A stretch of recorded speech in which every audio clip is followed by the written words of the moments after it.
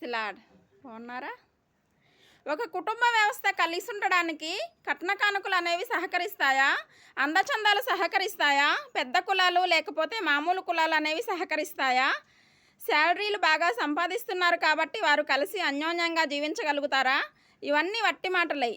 ఇద్దరూ కలిసి ఉండడానికి ఇవి కేవలం కొంత లోకపరమైనటువంటి సౌకర్యాన్ని, సౌలభ్యాలని మాత్రమే ఇస్తాయి. కానీ కలిసి జీవించడానికి ఒక అండర్స్టాండింగ్ ఇద్దరిలో ఉండాలి. ఇద్దరూ కూడా కమ్యూనికేషన్ కలిగి మాట్లాడుకోవాలి. వినయం కలిగిన హృదయం ఉండాలి.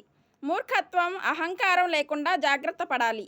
నేను నేనుగానే ఉంటాను అనే అటువంటి తత్వం వదిలేసుకోవాలి. దేవుని బిడ్డ, భార్య భర్తకు, భర్త భార్యకు కొన్ని విషయాలు బుద్ధి చెప్పుకుంటూ ఉన్నప్పుడు నువ్వు నాకు చెప్పేదేంటి అనే అహంకారంలోకి వెళ్లకుండా ఒకరు చెప్పిన మాటలు, ఒకరు మంచి మాటలు స్వీకరిస్తూ ఉంటే ఈ హృదయం అనేది ఒక పొలముగా మనం భావిస్తే అది దున్నబడిన భూమిగా అవుతుంది. ఆ దున్నిన భూమిలో విత్తనం వేస్తే గొప్ప పంట పండుతుంది. విస్తారమైన పంట వలన అధికమైన లాభం కలుగుతుంది. God bless you. చిన్న కీర్తన పాడుకున్నాం.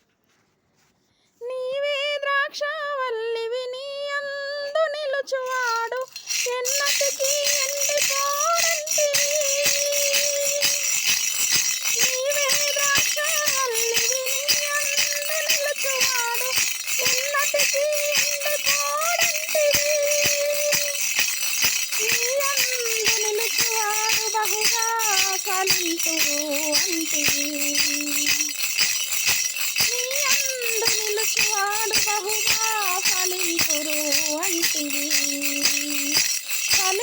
ఫలింపచేయుటకు శక్తి గల వాడవు, నా స్థితిని మార్చగల నిజమైన దేవుడవు.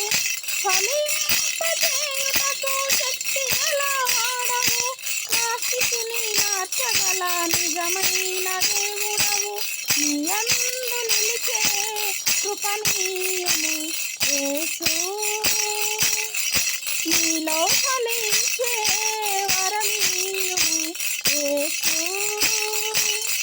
నీ యందు నిలిచే కృపణీయము యేసు, నీలో ఫలించే వరమీయుము యేసు.